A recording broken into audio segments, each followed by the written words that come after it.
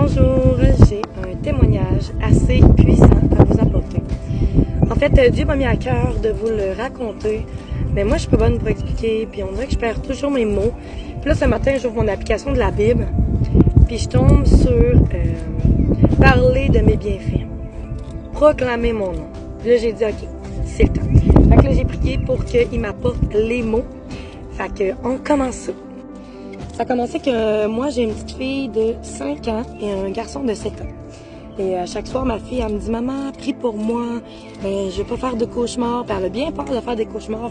Puis le pire dans tout ça, c'est qu'elle fait pas vraiment de cauchemars. Ça arrive rarement qu'elle me dit « Maman, j'ai fait tel cauchemar et tout. » Fait que là, comme d'habitude, je fais ma prière pour elle, pour ses cauchemars.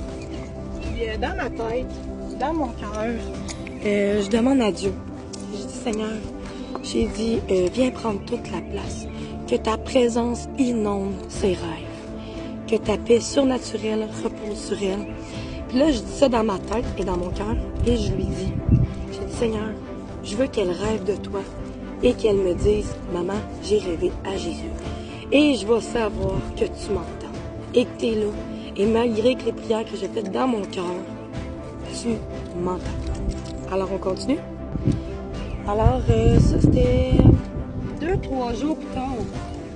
2-3 jours plus tard, elle se lève un matin. Moi, je suis tout endormie. Puis mon mari, il me dit « Hey, elle te l'a-tu dit? » Je fais de quoi? Là, elle me dit « Maman, j'ai rêvé à Jésus, j'ai rêvé à Jésus. » Là, moi, je pogne un 2 minutes. Je dis « Ah! » Tu sais, je me rappelle ce que j'ai demandé dans mon cœur. Puis là, elle me raconte son rêve. Je vous raconte ça. Donc là, elle me dit, maman, j'ai rêvé à Jésus. Elle dit, j'ai regardé en haut, puis j'ai vu Jésus. Je dis, ah oui? J'ai dit, t'es comment? Elle dit, je sais pas, je peux pas te décrire, je me rappelle pas. Mais j'ai dit, ok, mais tu savais que c'était Jésus. Elle me dit, oui. Elle savait que c'était Jésus. Là, je suis, oh wow, là, je pars en pleurer. Merci, Seigneur. Jésus, merci. Tu m'entends et tu réponds, tu te révèles à nous, tu te manifestes.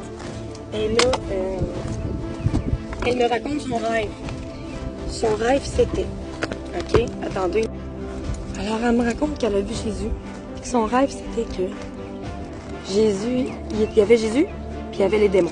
Elle dit qu'il y avait un bonhomme, un diable, l'ennemi, en bref, là, selon elle. Puisque Dieu nous parle selon ce qu'on connaît. Puis l'image de ma fille d'un démon, ben c'est un diable avec des cornes rouges. Fait que là, je suis comme, OK. Là, elle me dit, maman... Elle dit, dans mon rêve, il y avait Jésus, il y avait ce démon-là. Puis Jésus, il m'a regardé, puis il m'a fait... Puis elle dit, il a combattu l'ennemi. Fait que là, j'ai fait, ouf, c'est puissant, cela là. En plus que Dieu me répond, qu'il se révèle à nous, qu'il se manifeste, qu'elle a rêvé de Jésus, ben il a fait chute, puis il a combattu pour elle. Puis là, j'ai été faire mes recherches dans ma parole, dans la parole de Dieu, un livre qui est très vivant.